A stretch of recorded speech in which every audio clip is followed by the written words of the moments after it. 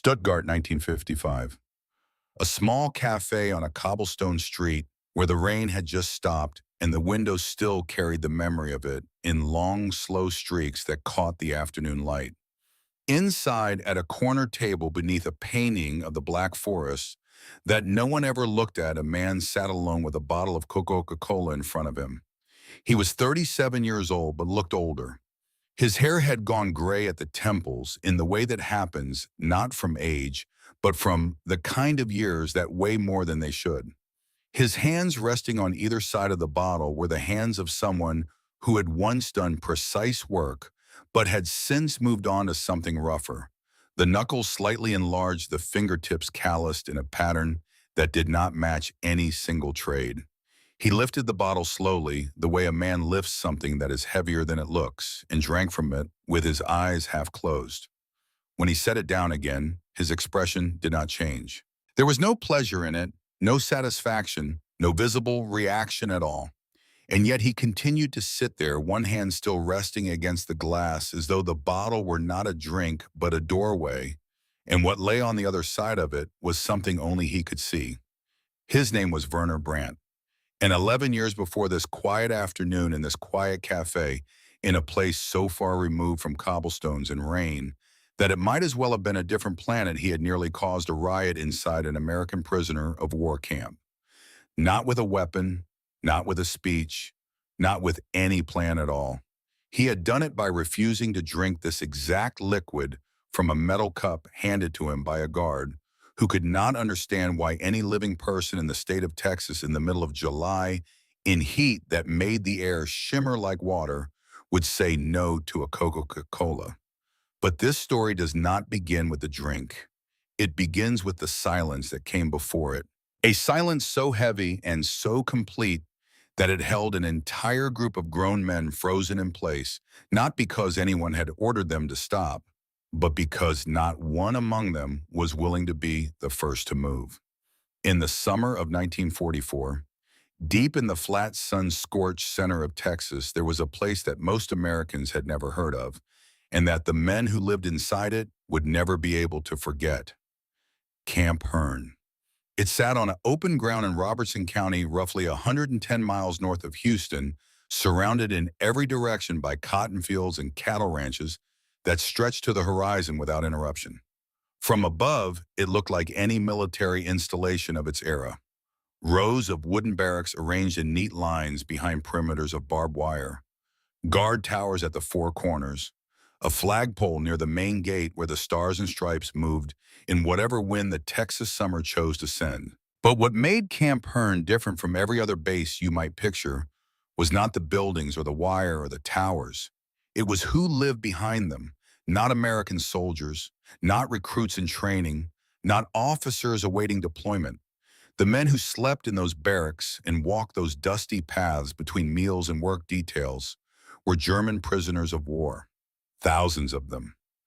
By the middle of 1944, the United States held approximately 400,000 German prisoners on its own soil, spread across more than 500 camps in nearly every state. Most Americans had no idea. The camps were placed deliberately in remote areas, far from major cities, far from the coasts, far from anywhere the public might notice, and begin asking questions that no one in Washington was eager to answer. Texas, with its vast empty spaces and its climate that resembled the North African desert where most of these men had been captured, held more of these camps than almost any other state.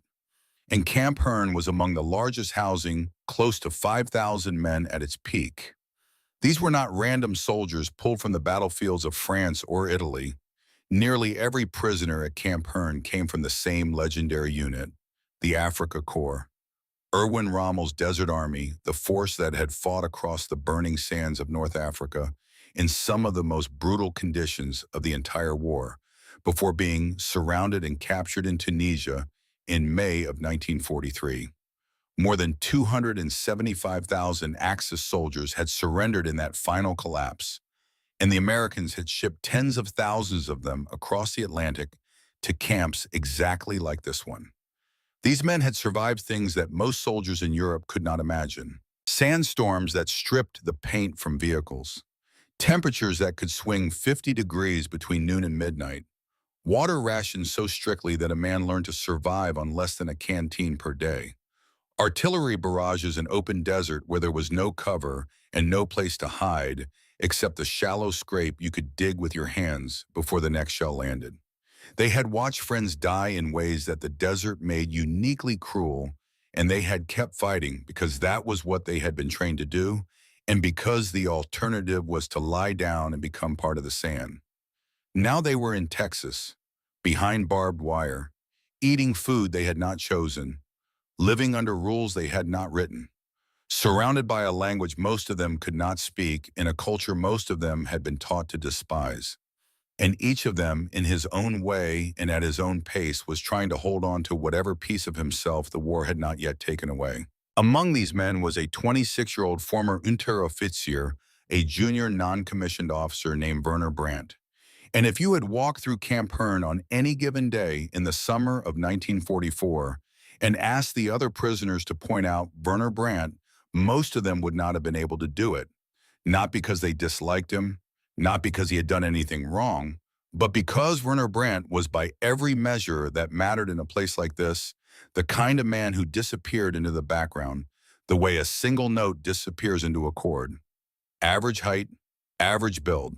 Brown hair kept short in the regulation style he had worn since basic training. He spoke when spoken to and was quiet when no one addressed him.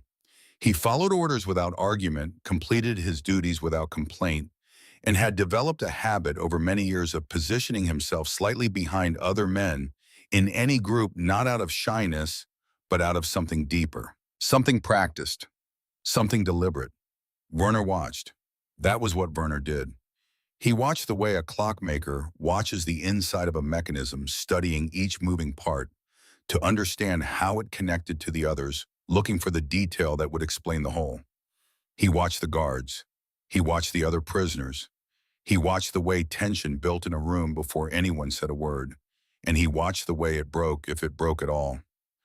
This habit had kept him alive in North Africa, where the difference between walking into an ambush and walking past one was often nothing more than noticing a shadow where no shadow should be, a patch of disturbed sand where the ground should have been smooth.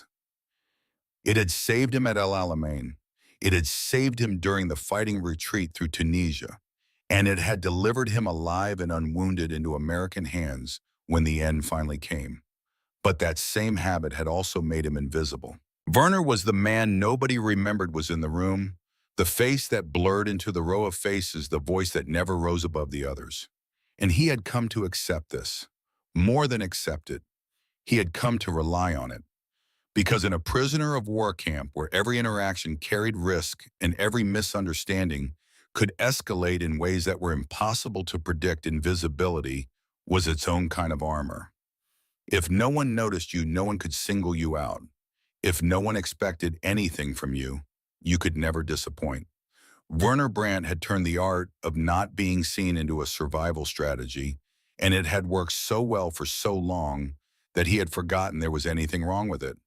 He did not know it yet, but that armor was about to be tested, not by a guard, not by an officer, not by any of the dangers that a prisoner of war might reasonably expect to face. It was going to be tested by a glass bottle filled with a dark fizzing liquid that tasted like nothing he had ever encountered in 26 years of life.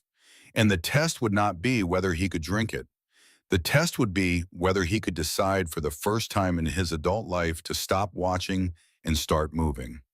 Now, before we go any further, I want you to think about something. Think about the first time you tasted something completely foreign, something you had never seen, never smelled, never been told about. Maybe it was on a military base overseas. Maybe it was in a country you were visiting for the first time.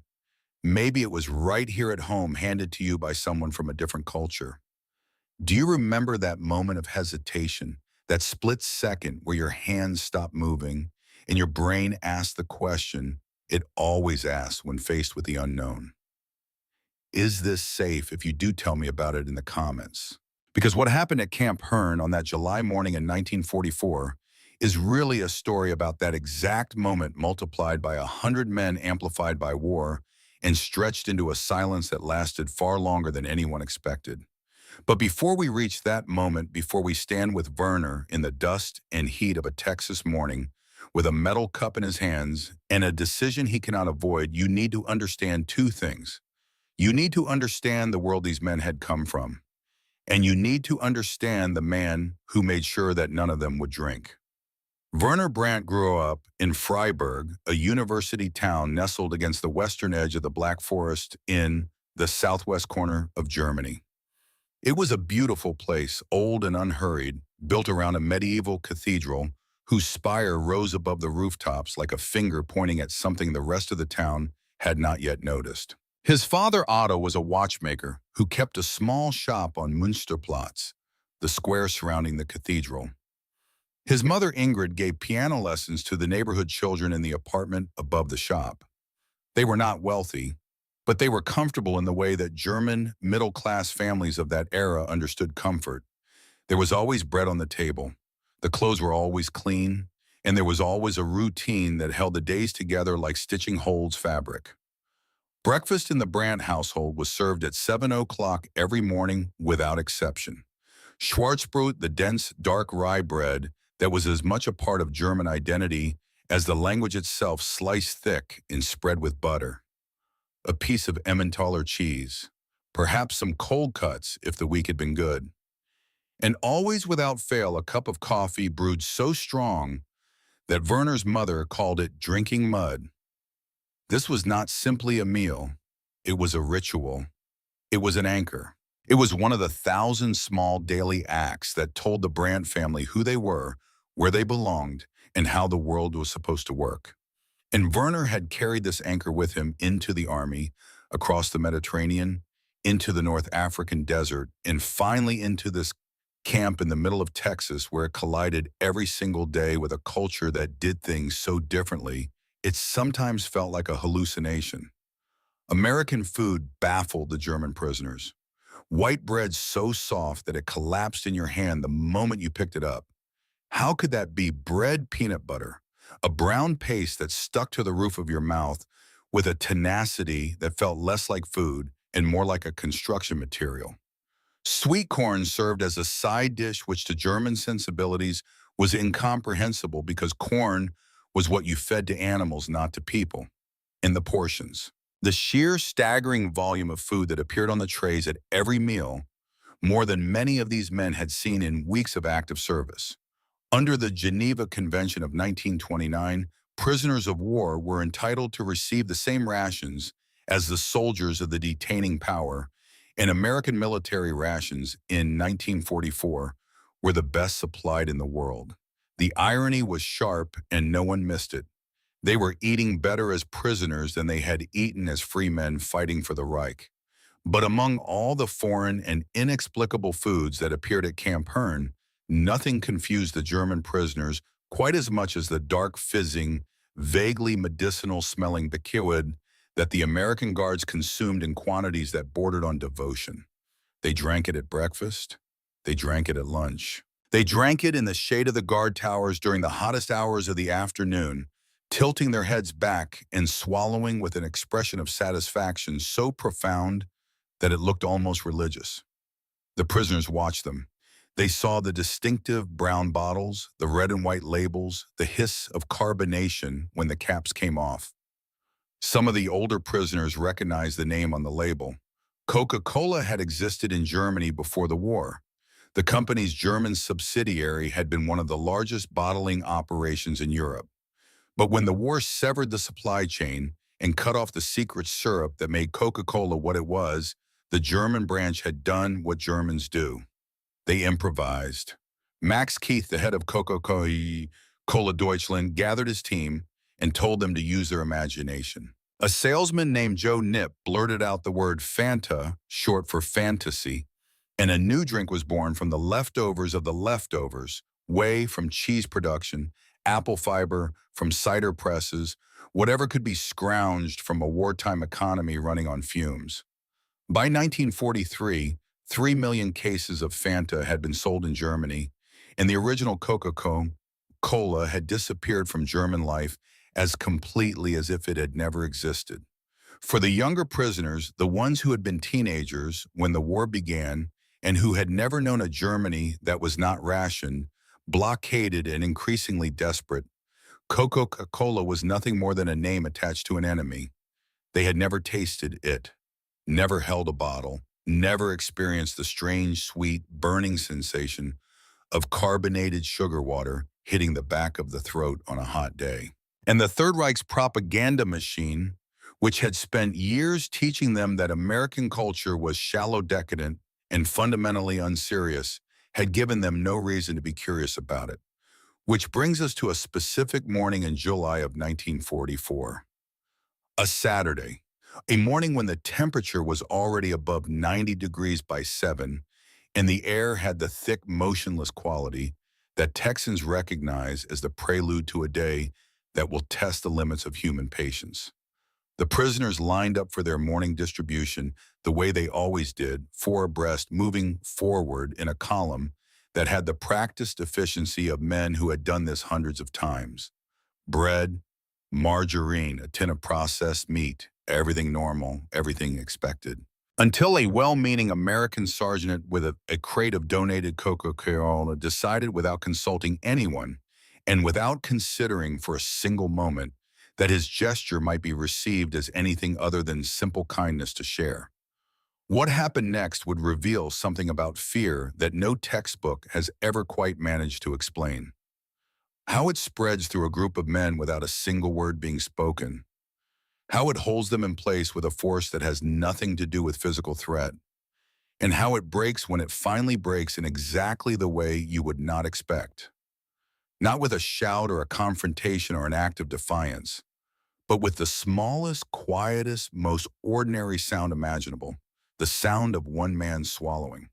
The man responsible for what happened that morning was Staff Sergeant James Howard, 31 years old, born and raised in a small peach farming town 12 miles south of Macon, Georgia, where the summers were long and the churches were full, and every family within a 50-mile radius knew every other family by name, by reputation, and by the quality of their pies at the county fair. Howard had joined the Army in 1943, months before his 26th birthday, with the expectation that he would fight. He had imagined himself in Europe and the Pacific, anywhere the war was real, and the stakes were measured in something heavier than inventory sheets and supply manifests. Instead, a knee injury from his junior year of high school football, a torn cartilage that had never healed properly, and that flared up with vicious regularity whenever he ran more than a quarter mile, had landed him behind the lines. Permanently. The Army needed men who could manage logistics, who could count crates of flour and check deliveries of canned meat and make sure that the Geneva Convention's requirements were met to the letter. Because the last thing the War Department wanted was an international complaint about mistreated prisoners, while American boys were sitting in German and Japanese camps, hoping that the same rules were being followed on the other side. Howard was good at this work. He was organized, thorough, and fair. But it was not the war he had signed up for, and he carried that knowledge the way a man carries a low-grade fever, not enough to stop him, but always present, always reminding him that something was not right. Howard did not hate the German prisoners. This was a fact that would have surprised his mother, who wrote him letters filled with newspaper clippings about Nazi atrocities, and who could not understand why her son's descriptions of camp life contained no anger, no outrage, no sense of righteous American fury directed at the men he was guarding. The truth was simpler than ideology and more complicated than forgiveness. After 10 months of daily contact, of passing food across a counter to the same faces day after day, of watching men eat and talk and laugh at jokes he could not understand, and argue over card games and stare at the horizon with the same hollow look that every soldier everywhere has worn since the beginning of organized warfare, Howard had undergone a shift that he did not have the vocabulary to describe. The prisoners had stopped being the enemy and had started being men.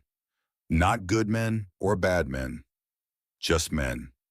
Stuck in the same heat, eating the same food, counting the same slow days. On the morning in question, Howard arrived at the distribution area, pushing a wooden cart that carried, in addition to the usual bread and margarine and tinned meat, a crate of Coca-Cola bottles. A local bottling plant in Hearn, the small town adjacent to the camp, had donated several cases to the installation the previous week. This was not unusual. In 1940s, Texas Coca-Cola was not merely a beverage. It was a civic institution, a point of regional pride, a substance so deeply woven into the social fabric of the American South that offering it to someone was roughly equivalent to offering them a handshake. It was what you gave your neighbor when he helped you fix a fence. It was what you bought a stranger at the drugstore counter when the conversation went well. It was what you drank on the porch in the evening while the cicadas sang and the sun went down in colors that other states could only envy. Howard had grown up drinking it. His father had grown up drinking it.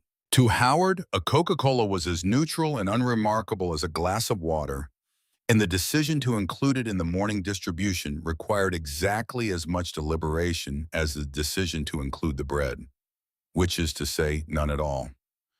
The prisoners lined up in their usual formation, four abreast, moving forward at a pace set by the men at the front. Werner Brandt was positioned somewhere in the middle third of the column, far enough from the distribution table that he could not yet see what was on it, close enough that the shifting body language of the men ahead of him reached him in fragments. A stiffening of shoulders, a slowing of the pace, small signals that something ahead was not following the expected pattern. In front of Werner, roughly 10 positions closer to the table, stood the broad, immovable back of Karl-Heinz Muller, who occupied space the way a boulder occupies space, not aggressively, but with such density that the air around him seemed to rearrange itself in deference. Behind Werner, near the back of the line, Ernst Vogel walked with the slightly distracted gait of a young man whose mind was somewhere else entirely, his eyes moving across the camp with the restless curiosity of someone who had not yet learned to stop being interested in the world. The line moved forward. Bread was handed out. Margarine, fowl, the tinned meat that every prisoner accepted and none of them enjoyed. Normal, expected, routine. Then Howard reached into the wooden crate and began pulling out brown glass bottles with curved shapes and red and white labels that caught the morning sun. But here is the detail that changed everything. The detail that turned a gesture of goodwill into 2 days of silence. Camp Hearn, like most American POW camps, maintained strict regulations about glass containers. Broken glass was a weapon. A shattered Coca-Cola bottle could become a blade in seconds, and the camp's security protocols were clear on the point. Prisoners were not permitted to handle glass. So Howard did what procedure required. He took a church key from his pocket, popped the cap off each bottle, and poured the contents into the standard issue metal cups that the prisoners used for water at every meal.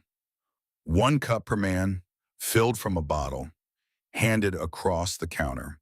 And in that single procedural step, Coca-Cola ceased to be Coca-Cola. What the prisoners received was not the iconic American product that half the world could identify by silhouette alone. It was not the curved bottle. It was not the logo. It was not the brand that had been advertised on billboards from New York to California. It was a dark liquid of unknown origin, fizzing and hissing in a plain metal cup that looked identical to the cups they drank water from every day, giving off a sharp, sweet, faintly chemical odor that matched nothing in the considerable catalog of European food and drink that these men carried in their memories. No label, no explanation, no context. Just a cup of something strange handed over by the same guard who handed them bread as if it were the most natural thing in the world. Howard did not explain what it was. He assumed it was obvious. He assumed that Coca-Cola was Coca-Cola, that its identity was so universal and so self-evident that no explanation could possibly be necessary. And in that assumption and that failure to see his own world through someone else's eyes lay the seed of everything that followed. The first man in line to receive a cup was Friedrich Baumann, 38 years old, a baker from Cologne who had spent 20 years working with flour and yeast and heat, and whose nose was by professional necessity sharper than most people's. A good baker smells the way a good musician hears. The difference between bread that needs another minute in the oven and bread that has already crossed the line into ruin is something a baker detects not with a timer, but with his body, and Bauman's body had been calibrated over 2 decades of pre-dawn shifts to register even the smallest deviation from what was expected. He brought the cup to his nose before he brought it to his lips, not out of suspicion, out of habit. The same automatic gesture he would have performed if someone had handed him a new bag of flour or a different brand of yeast. His nostrils flared slightly, his eyes narrowed, and then his entire body went still, the way the body goes still when the brain receives information that does not match any existing category. The smell was sweet, aggressively, almost confrontationally sweet, sweeter than any beverage Bauman had ever encountered in 38 years of German life. But beneath the sweetness was something else, a sharpness, an almost medicinal bite that he could not place and could not explain. It was the phosphoric acid and the cola nut extract and the vanilla and the cinnamon and the dozen other ingredients that give Coca-Cola its signature complexity, but Bauman knew none of this. All he knew was that the smell in his cup did not correspond to anything in his memory. Not beer, not coffee, not juice, not water, not medicine, not anything. And for a man who had spent his life trusting his nose the way a pilot trusts his instruments, that absence of recognition was more unsettling than any bad smell could have been. Bauman lowered the cup without drinking. He said nothing. He did not turn around. He did not shake his head or make a face or signal in any deliberate way to the men behind him that something was wrong. But his body spoke for him, the slight tightening of his jaw, the almost imperceptible squaring of his shoulders, the way his hand held the cup a fraction of an inch farther from his body than it had held it a moment before.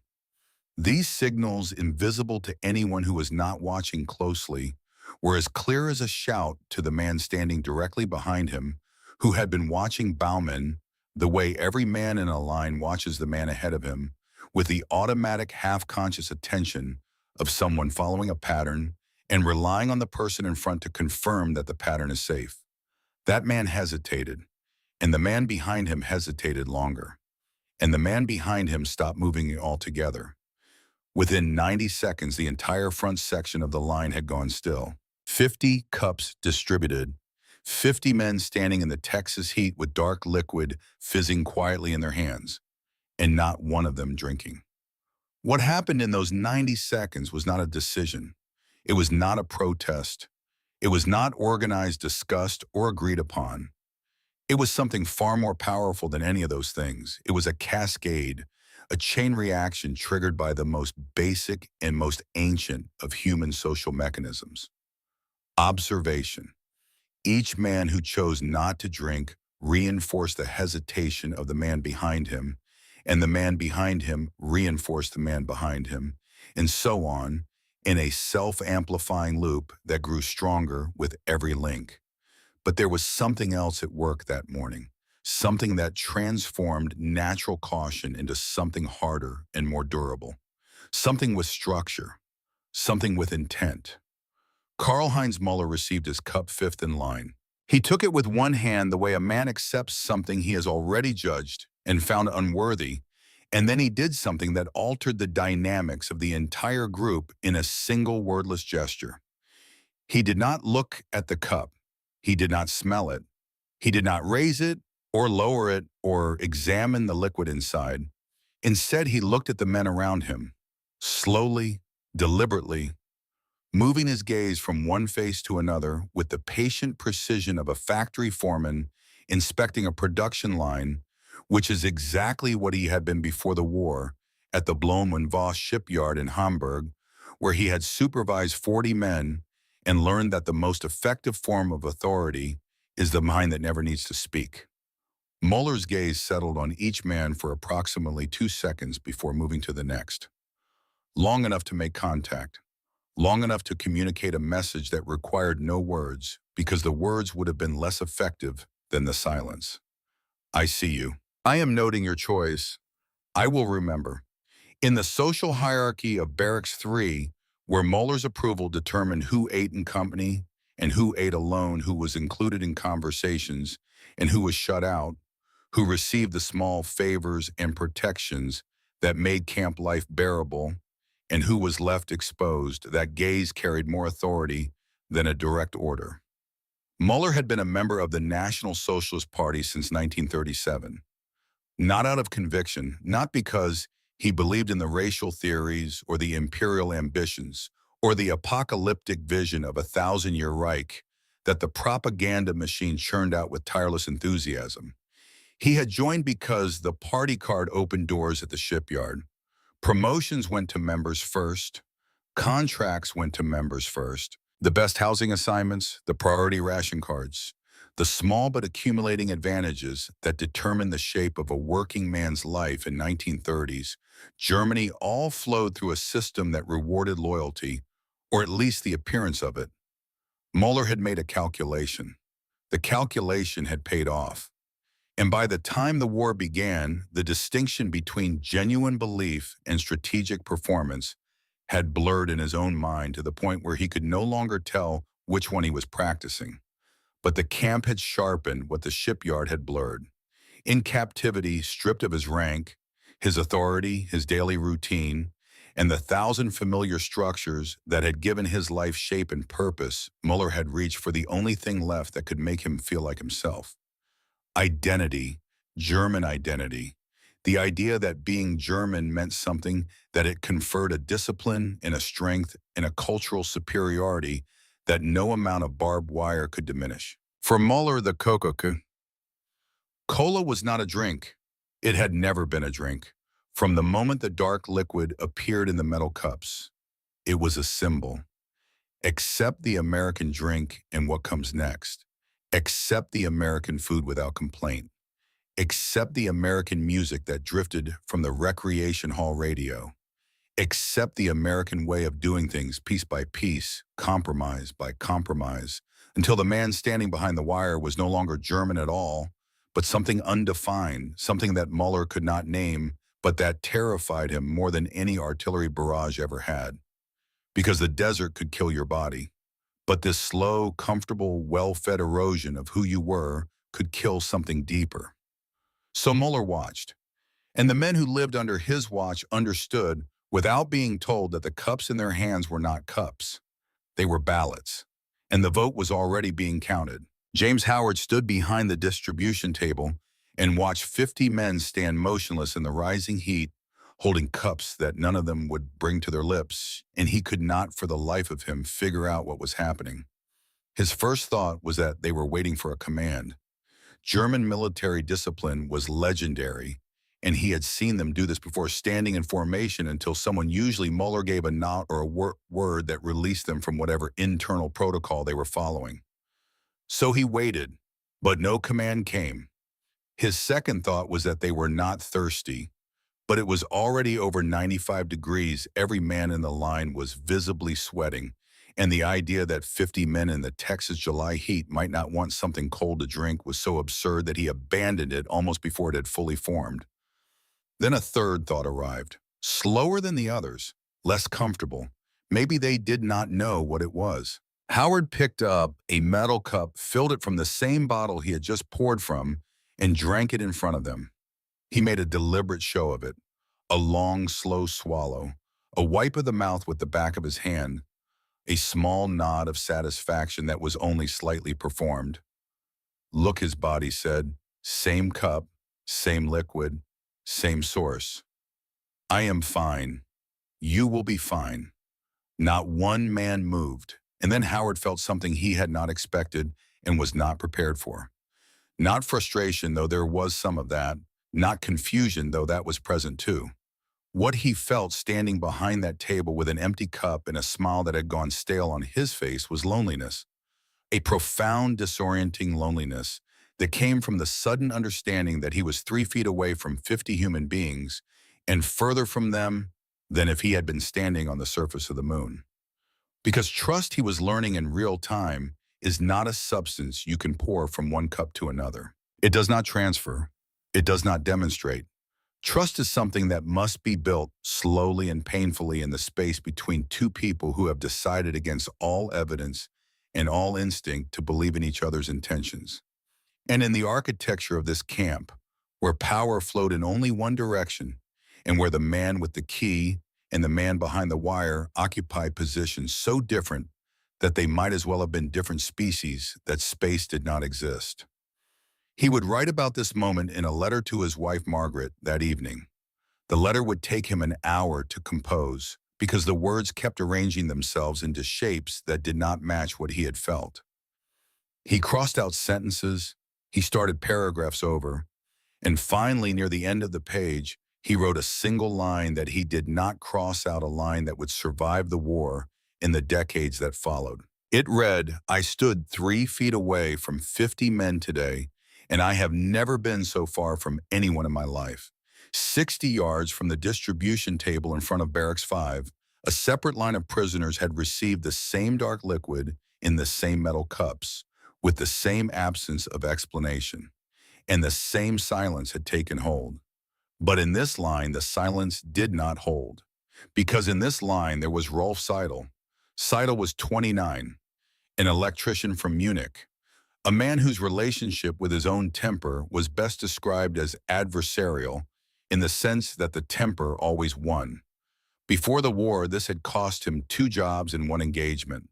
During the war, it had earned him a reputation among the men of his unit as someone you wanted beside you in a fight and far away from you the rest of the time. In captivity, it had produced 3 formal reprimands for arguing with guards, 2 fistfights with fellow prisoners over matters so trivial that neither Seidel nor his opponents could remember what had started them, and a general understanding throughout the camp that Rolf Seidel was a man who experienced every emotion at its maximum volume and possessed no internal mechanism for turning it down. When Seidel received his cup of Coca-Cola, he looked at it for approximately 4 seconds. He did not smell it. He did not raise it toward his lips. He simply looked at it with an expression that started at confusion, passed through irritation, and arrived at something harder. Then he turned the cup upside down and poured the entire contents onto the ground at the feet of the nearest American guard. The guard was a private named Tommy Wilkins, 20 years old, from a small town outside Tulsa, Oklahoma, where his father managed a hardware store and his mother taught Sunday school. And the most dangerous thing Tommy Wilkins had ever encountered before joining the Army was a copperhead snake in the woodpile behind his grandfather's barn. Wilkins had been at Camp Hearn for less than 3 weeks. He had never been overseas. He had never heard a shot fired in anger. The dark liquid hit the ground with a sound that seemed to carry further than physics should have allowed. It splashed against the dry Texas earth and against the toe of Wilkins' left boot, and in the fraction of a second that it took the liquid to travel from the cup to the ground, something inside Wilkins shifted from routine to alarm with a speed that left no room for judgment. His right hand went to the baton on his belt. His fingers closed around the handle, and he pulled it free. He did not swing it. He held it at his side, raised slightly angled forward in a posture that every prisoner within 20 yards recognized as a threat. Not the kind of threat that comes from a man who intends to use violence. The kind that comes from a man who is frightened and does not know what to do next and is holding the only object available to him that offers the illusion of control. Seidel did not step back. He stood exactly where he was, his empty cup hanging loosely from one hand, his chin slightly raised, his eyes locked onto Wilkins with the flat, unblinking stare of a man who has been pushed past the point where consequences carry weight. Around them, the geometry of the crowd began to change. Prisoners who had been standing in loose formation tightened their positions, shoulders turned inward, bodies angled toward the center of the disturbance, not aggressively, not with any conscious intent, but with the ancient automatic response that activates in any social animal when one member of the group is threatened: the instinct to close ranks, the instinct to become larger. Wilkins' breathing changed. The hand holding the baton was shaking in a way that he could not control and could not conceal. He was 20 years old and he was alone, and the procedural manuals in his head had reached the last page without finding an entry for this specific situation. That was when James Howard arrived. He had heard Wilkins shout from across the compound and covered the 60 yards at a run, his bad knee protesting with every stride. What he saw when he got there was a picture balanced on a knife's edge. A German prisoner with empty hands and a jaw set like concrete. An American private with a baton raised and fear running so visibly through his body that it looked like electricity. And a ring of men closing slowly around both of them, not because they wanted to fight, but because the geometry of fear has its own logic, and that logic was drawing them inward. Howard did three things. He did them quickly because the moment required speed, and he did them in the right order because something in his Georgia bones told him which thing mattered most. First, he stepped between Seidel and Wilkins, physically placed his body in the space that separated them, breaking the line of sight that was holding them locked together in a circuit of escalation. Second, he put one hand on Wilkins' chest and pushed him backward, gently but firmly, the way you move a young horse that has gotten itself into a corner. And he spoke directly into Wilkins' ear in a voice so low that the words were meant for one person only. Stand down, son. Put it away. Right now, you are fine. Stand down. Third, he turned to Seidel. He reached into the crate behind him. He pulled out a Coca-Cola bottle that was still sealed, still cold from the shade of the crate. He held it out to Seidel in one hand.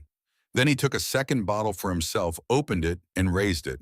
And then in German, so fractured that it sounded like a different language entirely, he said two words. Gleich, dasselbe, the same, identical. He pointed at his bottle, pointed at the one he was offering Seidel, pointed back at his own. Then he drank. Seidel looked at him, looked at the outstretched bottle, looked at the wet stain on the ground where his cup's contents had already been swallowed by the dry earth. Seidel took the bottle.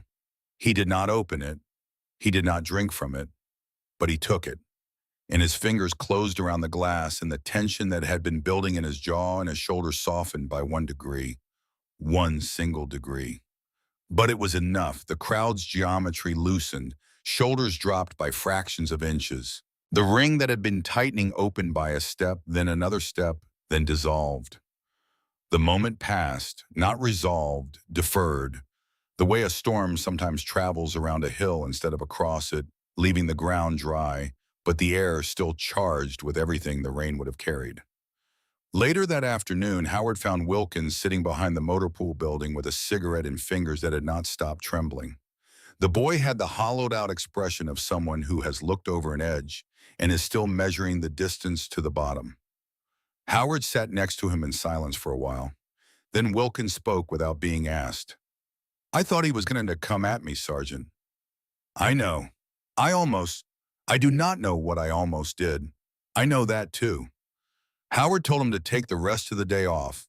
Then he walked back to his quarters and sat at his small desk for a long time trying to understand how a crate of donated soda had nearly produced a catastrophe. The answer was that kindness does not travel in a straight line. It bends around the obstacles between the giver and the receiver, cultural obstacles, historical obstacles, the obstacle of power itself. And by the time it arrives, it can look like something else entirely. What Howard had intended as generosity had landed as suspicion. What he had meant as sharing had been received as a test. The gap between his intention and their interpretation was not a misunderstanding. It was the war itself still present, still active, still shaping every interaction, even in a place where the fighting had supposedly stopped. To understand why the prisoners reacted as strongly as they did, you need to understand the information environment inside Camp Hearn and inside most German POW camps in America during the war. It was a swamp of rumor, speculation, and deliberate misinformation. The prisoners had limited access to news. Camp authorities provided a German-language newspaper, but it was curated and sanitized. Real information came through other channels. Fragments of English, overheard by work details, letters from home that had been censored but still carried hints. And above all, the tireless engine of gossip that operates in any enclosed community. In that gossip mill, certain stories circulated with the persistence of folklore. One of the most durable was the claim that Americans put chemicals in the prisoners' food. The specifics varied. Some said it was a sedative to make the prisoners docile during interrogation. Others said it was something worse, a substance that sapped willpower and made men compliant. There was no evidence for any of this. The Geneva Convention inspectors who visited the camps regularly found no such tampering. But the rumor persisted because it answered a psychological need. It explained why captivity felt so strange, why the days blurred together, why some men seemed to lose their fighting spirit. It was easier to believe in a conspiracy than to accept that the simple passage of time in a confined space was enough to change a person. And so when a new unexplained substance appeared in the distribution line, dark fizzing, smelling like no food or drink they had ever encountered, the rumors gained new fuel. Not because anyone actually believed the Coca-Cola was drugged, but because the uncertainty was enough. In the absence of information, fear fills every available space, the way water fills every crack in a stone. While the aftermath of the Seedale incident rippled through the camp, Friedrich Baumann sat in the shade of Barracks 3 with his untouched cup of Coca-Cola balanced on the ground beside his foot. He was not thinking about the standoff. He was not thinking about Mueller or the guards or the rumors. He was thinking about bread. Specifically, he was thinking about the last morning he had spent in his bakery in Cologne on Ehrenstrasse before reporting for military service. It was March of 1942. He had woken at 3:30, as he always did, and descended to the bakery floor in the dark, feeling his way to the ovens by memory. The first batch of Schwarzbrot went in at 4. By 5, the shop smelled the way it was supposed to smell. Warm, yeasty, alive. At 6:15, his wife Helga came down to arrange the display cases, moving loaves and rolls with a precision that Baumann secretly admired more than he ever told her. And at 6:30, before the first customer arrived, she handed him a cup of coffee. Real coffee. Not the ersatz substitute made from roasted chicory root that Germans had been forced to drink since the naval blockade cut off coffee imports. This was genuine coffee, dark and rich, from a small package that a regular customer, a merchant who still had pre-war connections, had given Helga as a Christmas gift months earlier. She had been saving it. And on this last morning, she brewed it strong the way Baumann liked it and handed it to him without ceremony, because Helga was not a woman given to dramatic gestures. She simply said, "Drink it while it is still hot." And he did. Sitting in the Texas heat 2 years later, Baumann could still taste that coffee, and he understood in a way that surprised him with its clarity that the cup beside his foot was just a cup. The liquid inside it was just a liquid. It was not a weapon. It was not a test. It was not a political statement. It was a drink the same way his wife's coffee had been a drink, something offered in a specific moment by a specific person for reasons that might have been complicated or might have been completely simple. But he did not pick it up, because somewhere in the barracks behind him, Mueller was awake, and Mueller's opinion weighed more in this camp than Baumann's private understanding of what a cup of liquid meant. And at 38 years old, Baumann had learned something that Werner Brandt had not yet learned, that knowing the right thing to do and doing the right thing are separated by a distance that most people never cross, because the cost of crossing it is almost always paid in the currency of belonging. That same afternoon, a prisoner named Walter Pfeiffer brought news that changed the stakes of the Coca-Cola standoff. Pfeiffer worked on the maintenance crew for the camp's administrative buildings, a position that placed him within earshot of American officers several times a day. He had been in this role for months and had developed a quiet talent for extracting meaning from fragments of overheard English. What he caught that afternoon, spoken between 2 American lieutenants sharing coffee on the steps of the administration building, painted a picture that was impossible to misinterpret. The Allies were not merely surviving the Normandy invasion launched on June 6th, more than a month earlier. They were advancing, pushing deep into France, taking towns. The Wehrmacht was falling back faster than anyone had expected. This news split the camp along a fault line that had always existed but had never been so visible. For Mueller and the hardline National Socialists, it was fuel for defiance. If Germany is under pressure, Mueller told a small group that evening, then we must show even more discipline here. Every compromise is a surrender. Every weakness they see in us, they will use. The Coca-Cola, already elevated from beverage to symbol, now became in Mueller's framework a test of faith. For the younger prisoners, men like Vogel, who had been children when the war began and who had no memory of a Germany that was not at war, the news from Normandy stirred a different calculation. If the war was ending, and even the most optimistic among them could feel it, then the question was no longer how to resist the Americans, but how to survive the transition to whatever came next. And surviving that transition might mean learning to live with American ways of doing things that made no sense from a German perspective, but clearly worked well enough for the people who had just invaded Fortress Europe and were winning. Werner Brandt heard both arguments. He sat on his bunk that evening listening to Mueller's group talk in low voices at one end of the barracks, and Vogel's quiet conversation with two friends at the other, and he felt the familiar pull of his lifelong instinct. Observe, wait, do not commit. But for the first time, that instinct felt less like wisdom and more like something he did not want to name. That night, after the barracks had gone dark and the guards had completed their final round, Mueller called a meeting. Not formally, not openly. He simply moved to the table at the back of Barracks 3, and approximately 10 men who understood the signal followed. They sat in the dim light of a kerosene lamp that someone had acquired through the camp's network of trades, and Mueller spoke in a voice calibrated to travel no further than the circle of their bodies. This drink is a test, not from the Americans. They are too simple for tests. It is a test from us of us, who we are, what we are willing to keep. Every man who picks up that bottle chooses a side. And when this war ends, however it ends, we will remember who chose and what they chose. That is all. The men around the table murmured.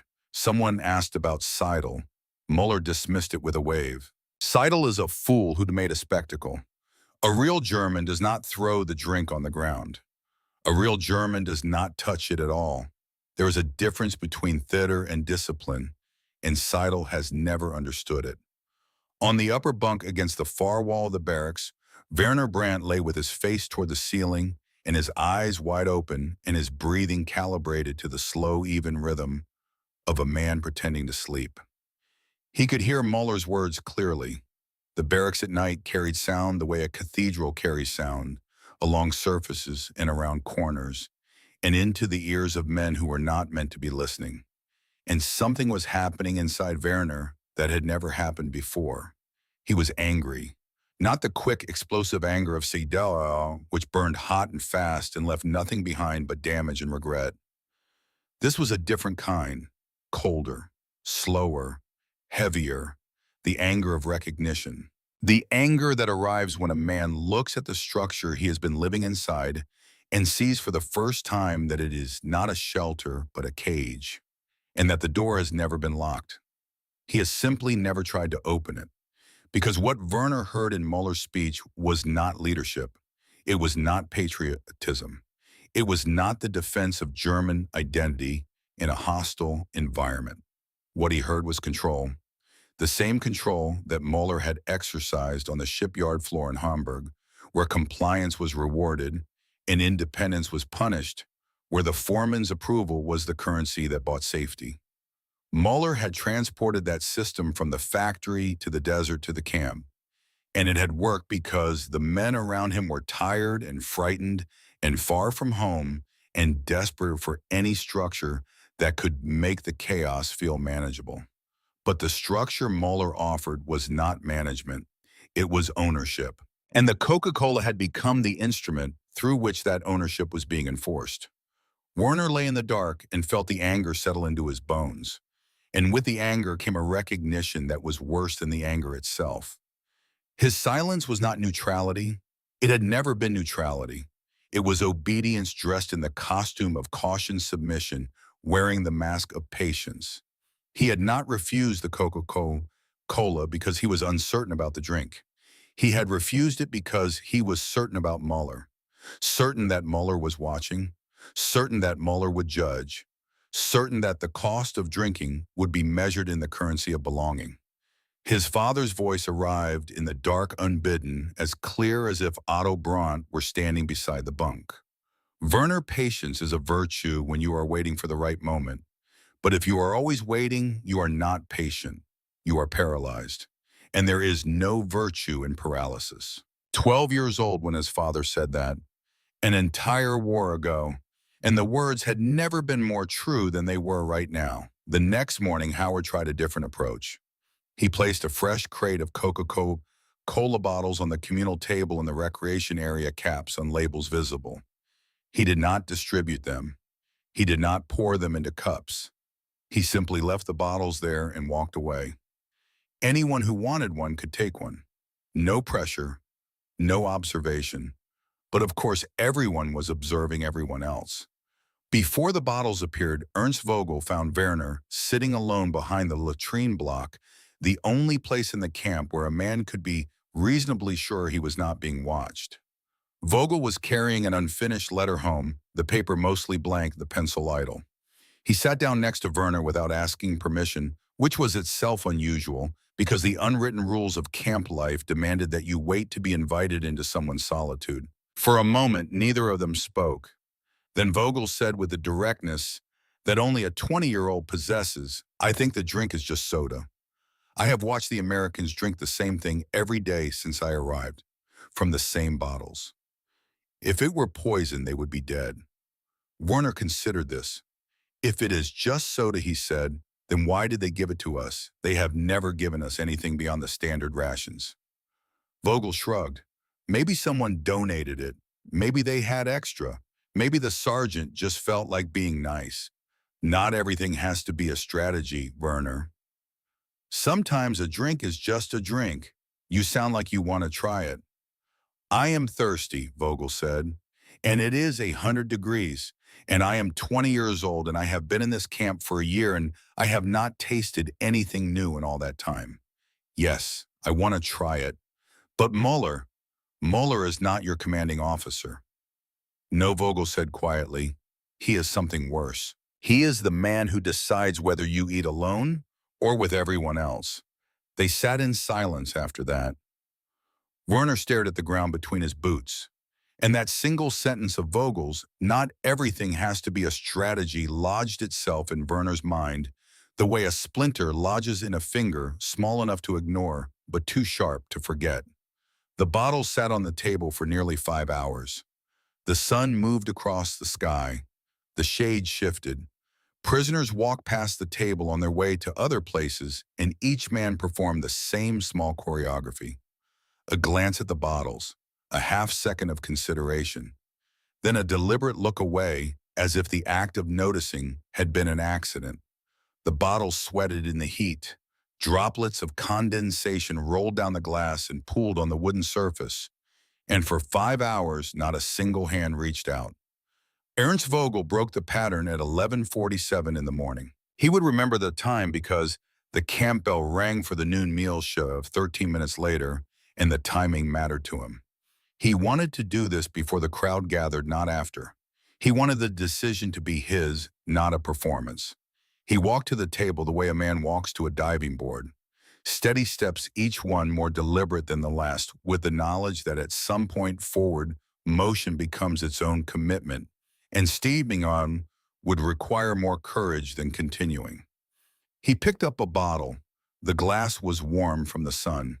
He hooked the bottle cap against the edge of the table, the way he had seen the American guards do it a dozen times, and pulled. The cap popped off with a sound that seemed unreasonably loud in the midday quiet. A thin wisp of carbonation vapor rose from the neck of the bottle, and then he drank. Not a sip, a swallow, a real committed gulp that sent the warm, fizzing liquid down his throat before he could change his mind. The sensation was unlike anything he had experienced. The sweetness was immediate and almost overwhelming. Not the gentle sweetness of apple juice or honey, but something sharper, more aggressive like sugar, with an electric current running through it. The carbonation burned his throat in a way that made him want to cough, and he fought the reflex jaw clenched, eyes watering slightly. Then came the aftertaste, a complex, slightly bitter, almost spicy finish that lingered on his tongue and refused to be categorized. It was not fruit, it was not coffee, it was not medicine. It was something entirely new. He lowered the bottle and stood still. His eyes were wide, not with fear but with the pure and filtered surprise of genuine novelty. In a life that had been defined for 2 years by monotony and deprivation, this was the first truly new thing he had encountered. And the strangeness of it was paradoxically the most interesting thing that had happened to him in months. He took a second sip, smaller this time, more considered. And as the liquid settled, he felt himself relax in a way he had not relaxed since arriving at Camp Hearn. Because the thing he had been afraid of had happened, and it was not terrible. It was just strange. And strange, he was discovering, was not the same as dangerous. Muller saw. He always saw. He had positioned himself that morning in the doorway of Barracks 3, where the angle of the building gave him a clear sight line to the recreation area, and he had been watching the bottles on the table the way a cat watches a hole in the wall. When Vogel walked to the table, Muller stood up. When Vogel opened the bottle, Muller stepped outside. When Vogel drank, Muller began walking. He reached Vogel within 2 minutes. He did not rush. Muller never rushed. Haste was a form of weakness in his personal philosophy, an admission that the situation was moving faster than you could control. He stopped less than a meter from Vogel and spoke in a voice calibrated to be heard only by the two of them. "Do you understand what you have just done?" Vogel looked at him. And for the first time in the 11 months they had shared a barracks, Vogel did not look away. Something in the act of drinking, the sheer physical simplicity of putting a bottle to his lips and swallowing, had shifted something inside him. He was not defiant, he was not brave. He was just in that moment too honest to pretend that what he had done was anything more than what it was. "I drank a soda.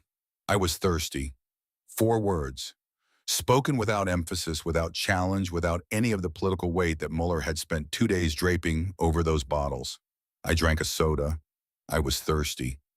And in those 4 words, the entire edifice that Muller had constructed, the framework of loyalty and identity and cultural resistance built around the refusal to drink, was met with something it had no defense against: simplicity. Muller looked at him for a long moment. Then he turned and walked back to the barracks. He did not reprimand Vogel. He did not threaten him. He simply left.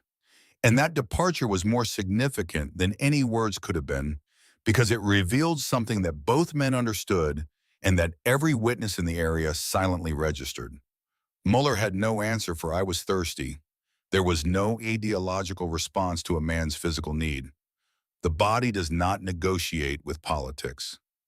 Werner Brandt watched the entire exchange from the corner of Barracks 2, where he had been pretending to read a dog-eared Karl May adventure novel that had been circulating through the camp for months. He had not turned a page in 30 minutes. His eyes had been on the recreation area the entire time, tracking Vogel's approach to the table, the opening of the bottle, the drinking, and the confrontation with Muller. And he had watched Muller walk away. That walk changed something in Werner that all the arguing and thinking and lying awake at night had not managed to change, because Werner had expected consequences.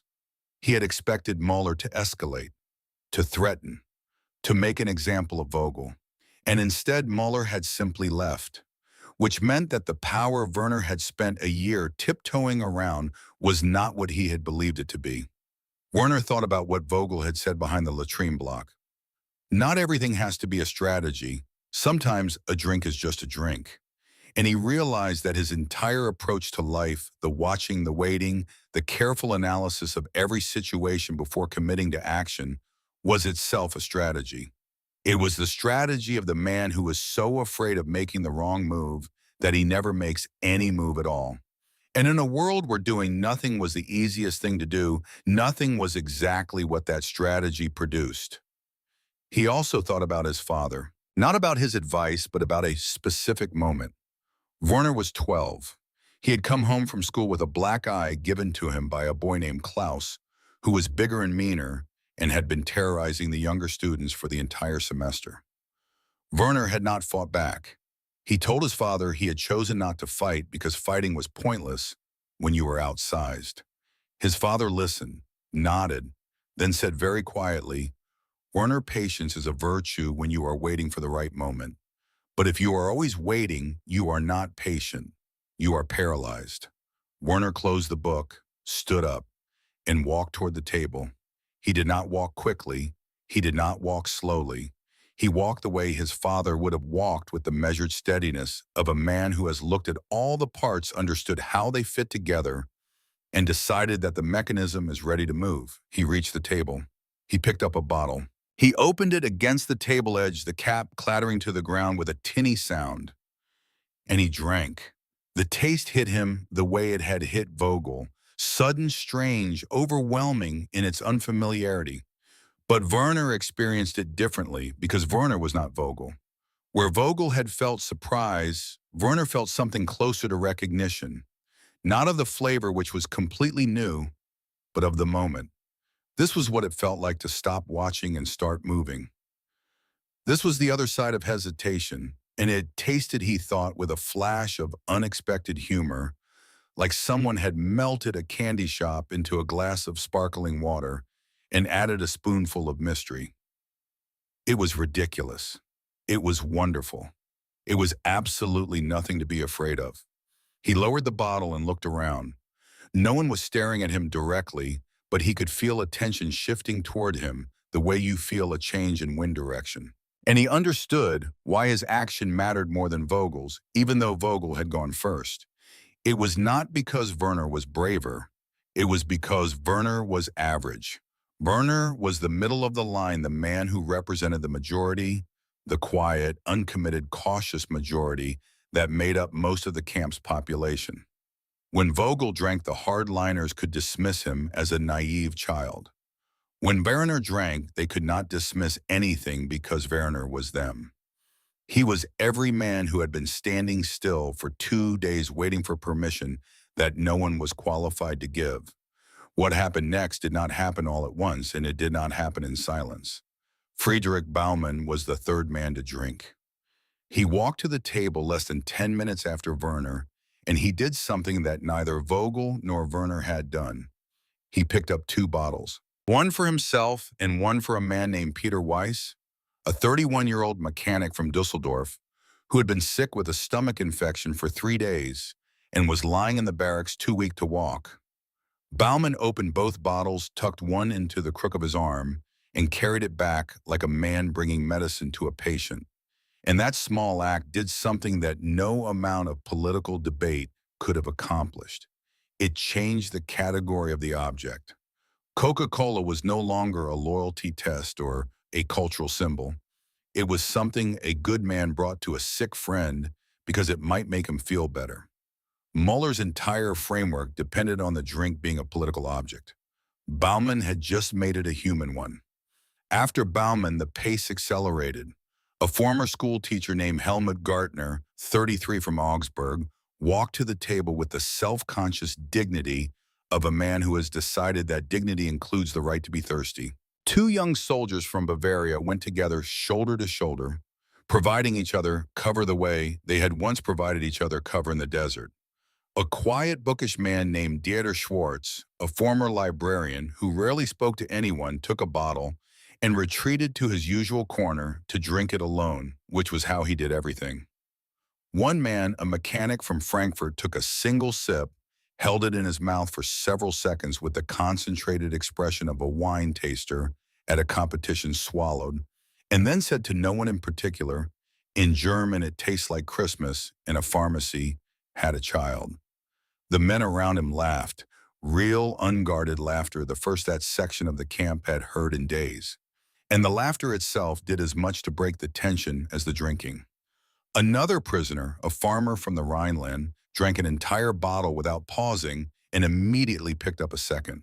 When someone asked him if he liked it, he said, "I have no idea, but I have not tasted anything cold in 3 weeks, and I am not stopping until I have tasted enough." A third man took one sip, made a face as though he had bitten into a lemon, set the bottle down decisively, and walked away exercising for the first time in the entire episode the option that had always been available but that no one had considered. The option to try something not like it and simply stop. That possibility, the possibility of an opinion rather than a position, had been invisible as long as the drink remained untasted. You cannot have an opinion about something you have never experienced. You can only have a fear. The most surprising reaction came from a prisoner named Georg Reiner, a 41-year-old former mathematics teacher from Hanover, who had said almost nothing for the entire 2 days. Reiner was a man of formidable intellectual capability and equally formidable shyness. He walked to the table, selected a bottle with the deliberation of a man choosing a book from a library shelf, opened it, and before drinking raised it slightly in the direction of Barracks 3, where Mueller was watching from the doorway, in a gesture that could have been interpreted as a toast, a salute, or a very polite act of defiance. Then he drank. It was in its quiet way the most eloquent statement anyone had made since the entire affair began, because it acknowledged Mueller's position while simultaneously and respectfully overriding it. By mid-afternoon, the majority of the camp had tried Coca-Cola. Not all of them liked it, but they had tried it. The seal was broken. The object had been stripped of its mystery, and without mystery, the fear that had held the group in place for 2 days evaporated like water on the Texas ground. The hardliners held out. Mueller's group, perhaps 10 or 12 men, did not approach the table. They remained in the barracks or found reasons to be elsewhere conspicuous in their absence. But their position had changed. 2 days ago, not drinking was the norm, and drinking was the exception. Now the proportions had reversed, and the men who refused the Coca-Cola were no longer the silent majority. They were the stubborn minority. And in any group, the minority can maintain its position only as long as the majority is uncertain. Once the majority acts, the minority becomes an outlier. 3 days later, on an afternoon so hot that the guards had shortened the outdoor work details by 2 hours, Karl-Heinz Mueller drank a Coca-Cola. He did it without announcement, without ceremony, and without any indication that it contradicted everything he had said and implied for the past 5 days. He simply walked to the table on his way back from the latrines, picked up a bottle open. It drank it in 4 long swallows, set the empty bottle down, and continued walking to the barracks without breaking stride. The entire sequence took less than 30 seconds. Werner Brandt saw it happen. He was sitting on a bench nearby, writing a letter to his mother that he knew would be censored down to pleasantries, and he looked up at exactly the right moment, as if some instinct had told him that the thing he had been waiting to see was finally occurring. He watched Mueller drink. He watched Mueller set the bottle down. He watched Mueller walk away without looking back, his shoulders set in the same rigid line. They always held his stride unchanged, his face giving nothing away. And Werner understood something that he would carry with him for the rest of his life. Mueller had not changed his mind. He had not had a revelation. He had not been converted by the taste of American soda or the example of his fellow prisoners. He had simply reached the limit of his own endurance, the point where the body's need for cold liquid in 100-degree heat overrode the mind's commitment to a position that had already lost its audience. Mueller drank not because he wanted to, but because maintaining the refusal had become more exhausting than breaking it. And that was perhaps the most human thing Werner had ever seen him do. Because the truth that Mueller's surrender revealed was not about weakness. It was about the weight of control. For 5 days, Mueller had been carrying the burden of an entire group's resistance on his shoulders, maintaining a position through sheer force of presence, holding himself rigid while everything around him softened. And control of that kind is not free. It costs energy. It costs vigilance. It costs the small, constant expenditure of will that comes from being the last man standing in a fight that everyone else has already walked away from. Mueller's drink was not a collapse. It was the moment when the cost finally exceeded what he was willing to pay. Werner set down his pen and watched the empty bottle on the table. In the late afternoon light, it caught the sun, and through a small prism of color onto the wood, a tiny rainbow from the curves of the glass. It stayed there for perhaps 10 seconds before a cloud moved and the light changed. And Werner thought that is what just happened. A small, brief, beautiful thing that no one will record and no one will remember. But it happened, and it matters. The Coca-Cola incident opened a door that could not be closed, not because the drink itself was important, but because the act of trying it established a precedent for trying other things. And once that precedent existed, the cultural barrier between the German prisoners and their American environment began to thin in ways that surprised both sides. Baumann was the first to cross the threshold in a tangible way. Within 2 weeks, he had approached Sergeant Howard through the camp's informal communication channels and proposed an arrangement. He would bake bread for the camp kitchen using his professional skills if Howard could secure the ingredients. Howard agreed immediately. What Baumann created was something neither German nor American, a hybrid loaf that used the dark, dense technique of traditional Schwarzbrot, but incorporated cornmeal, a staple of Southern American baking that was abundantly available in Texas.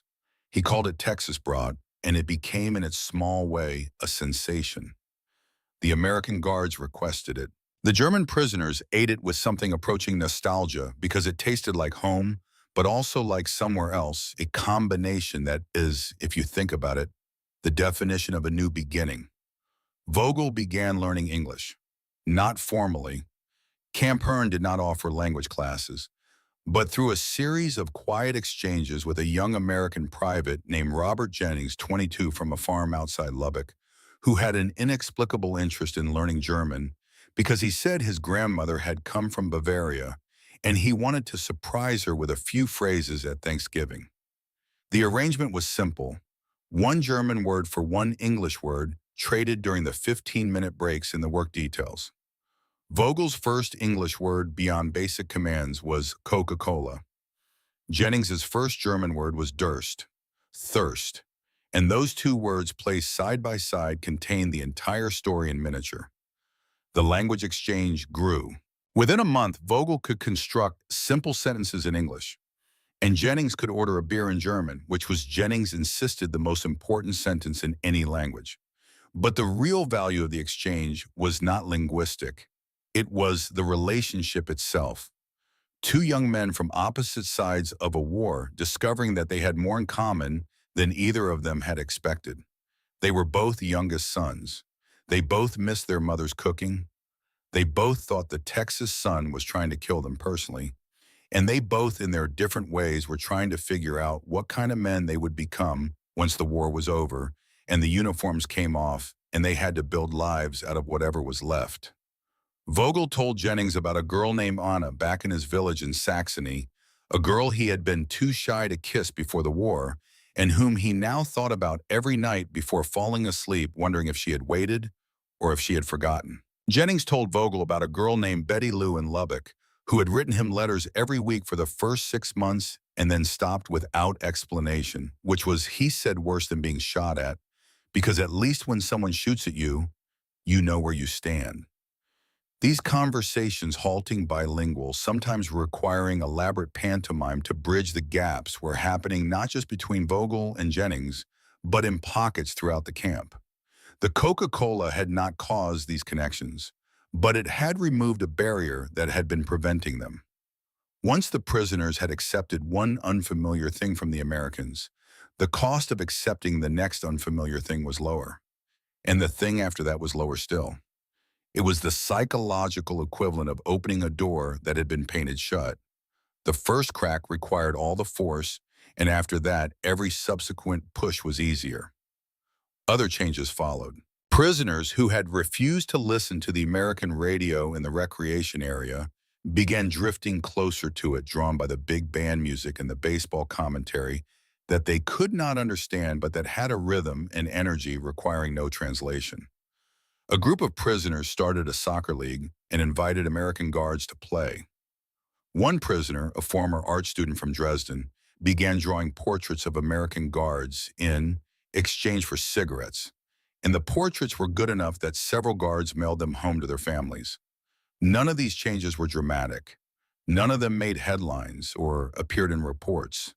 They were small, incremental human adjustments, the kind of changes that happen when people stop seeing each other as categories and start seeing each other as individuals.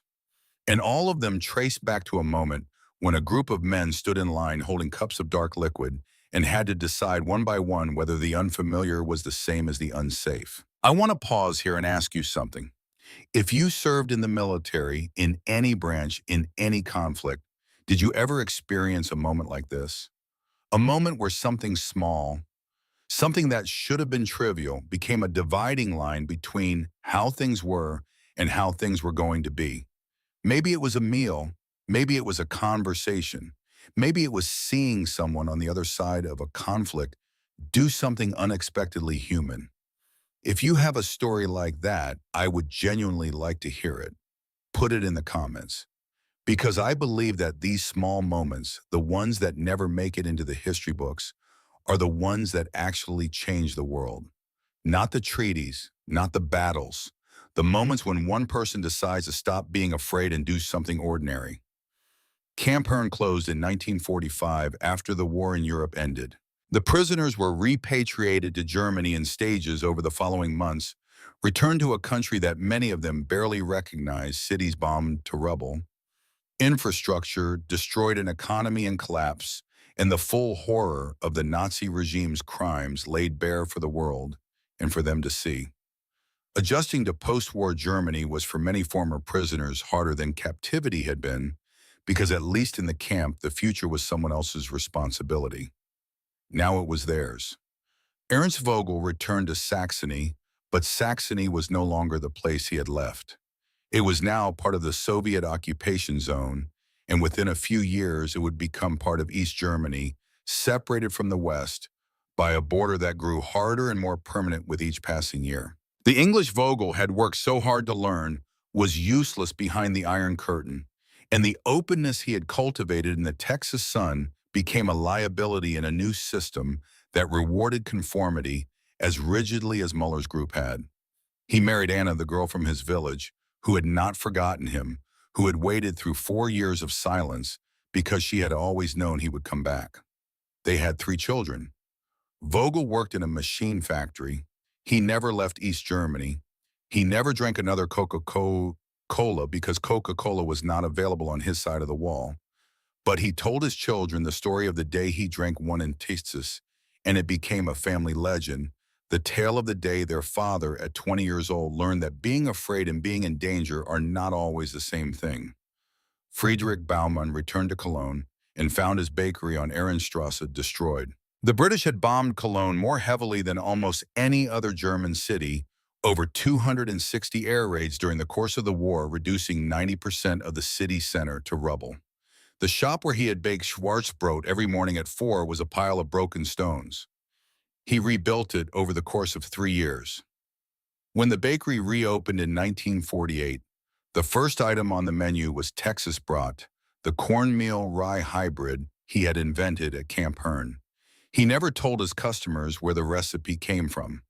They simply liked it and it sold well, and for Baumann that was enough.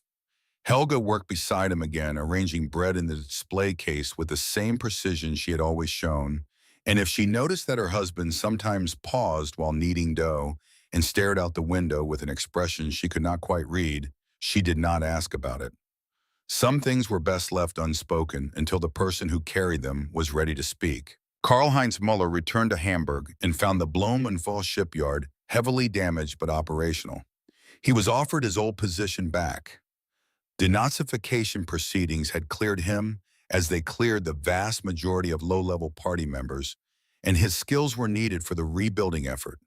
He accepted. He did not speak about his time as a prisoner in America. He did not correspond with anyone from Camp Hearn. And if anyone had asked him about the Coca-Cola incident, he would almost certainly have denied that it had any significance at all, because for Muller, admitting that a bottle of soda had cracked his authority would have been more difficult than anything the war or the camp had required of him. Werner Brandt returned to Freiburg and found his father's watchmaking shop damaged, but standing. Otto Brandt had survived the war. Ingrid Brandt had not. She had died in a bombing raid in late 1944, 3 months after Werner drank his first Coca-Cola, an event she never knew about, and that Werner could never tell her. He inherited the shop, but did not have the skill or the temperament to continue his father's trade.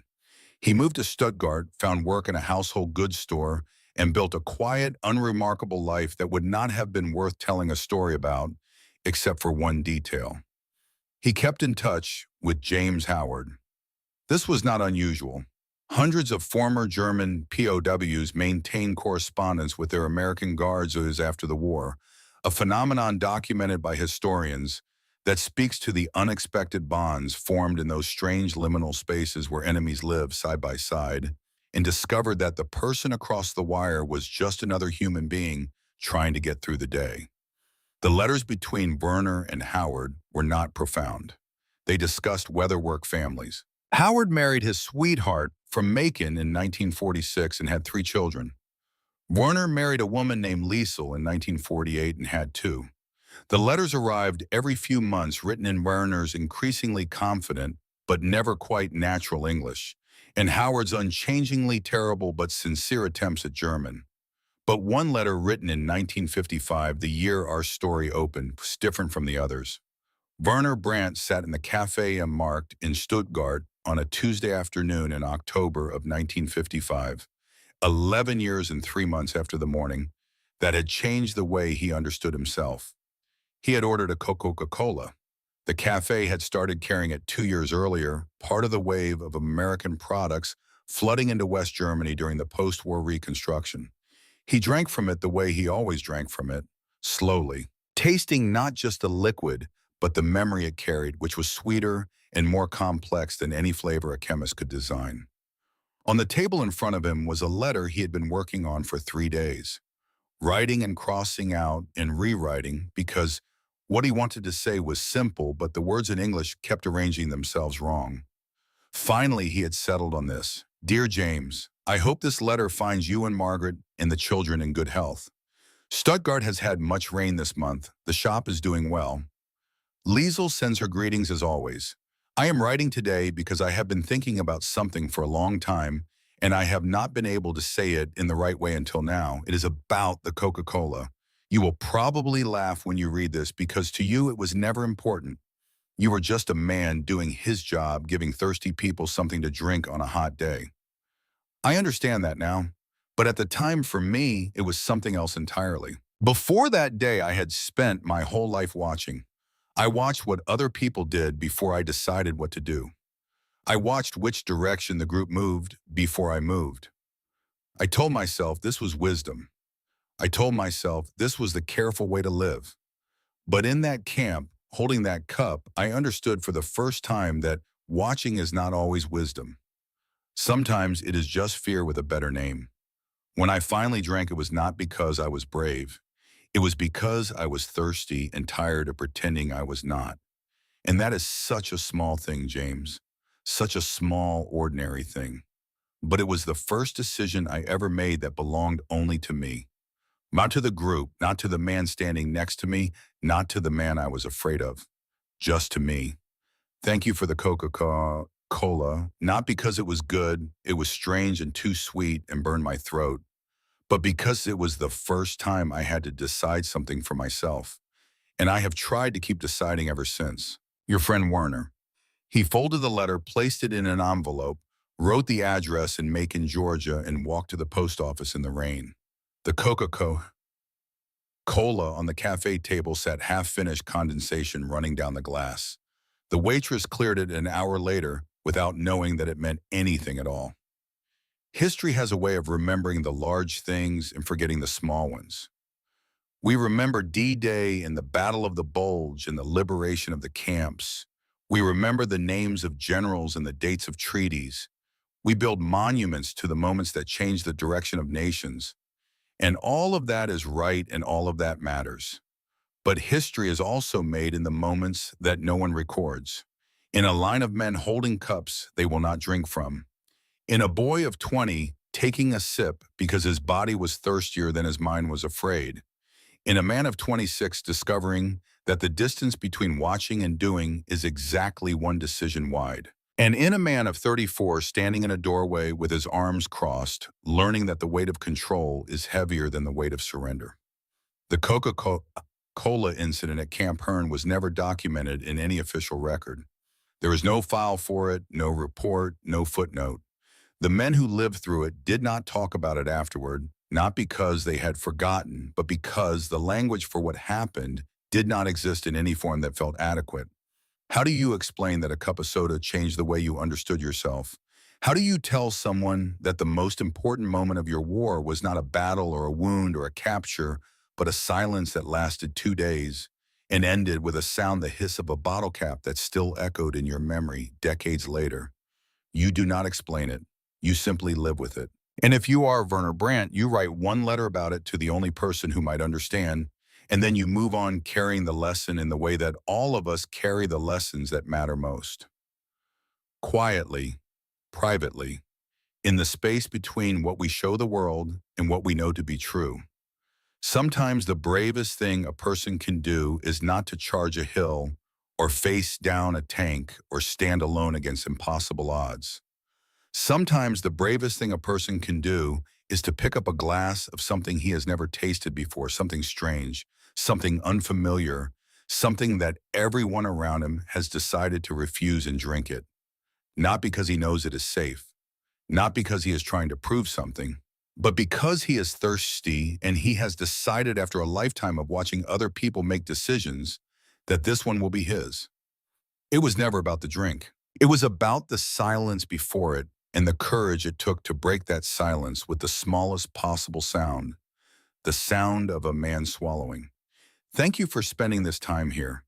If this story meant something to you, if it reminded you of a moment in your own life when you had to decide between following the group and following yourself, I would be honored if you shared that in the comments below. And if you believe that these quiet, true stories from the past deserve to be told, subscribing to this channel helps make sure they are. Every voice in the comments, every subscription, every share helps keep these stories alive for the next generation, the generation that needs to hear them most. Until next time, stay thirsty and stay brave.